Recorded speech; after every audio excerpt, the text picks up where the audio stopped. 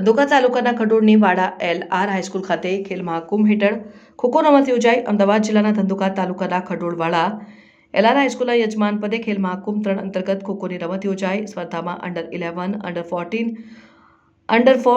Under 8 under kho kho open kho kho અંતર્ગત 3 ટીમોના 150 ઉપરાંત ખેલાડીઓ, નોડલ ટીચર્સ, આયોજકોએ જોડાયા। ખોખો રમતની યજમાન શાળાવાળા LR હાઈસ્કૂલમાં આચાર્ય શ્રી હિતેન્દ્રસિંહ ગોહિલ અને તેમની ટીમે ખૂબ જ જહેમત ઉઠાવી આયોજન અને વ્યવસ્થા કરી હતી।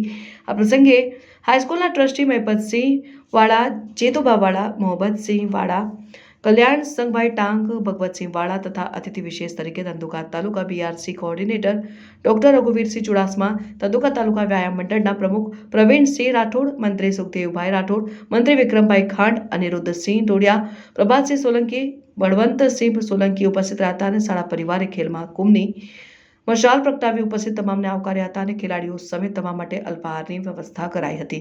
ઉલ્લેખનીય છે કે વાડા LR હાઈસ્કૂલના ઉત્સાહી આચાર્ય હિતેન્દ્રસિંહ ગોહિલના આગમનથી શાળામાં નવસંચાર થયો, જેના પરિણામ સ્વરૂપે ખડોળ બેટના ગામોના આગેવાનોએ શાળાના ગ્રાઉન્ડ ખાતે 1200 ઉપરાંત ટ્રેક્ટર માટી નાખીને પુરાણ કરી આપેલ અને ભૂતપૂર્વ વિદ્યાર્થીઓ તથા દાતાઓ દ્વારા શાળાને તાલુકાની શ્રેષ્ઠ શાળા તરીકે સ્થાપિત કરવાનો સંકલ્પ કરાયો।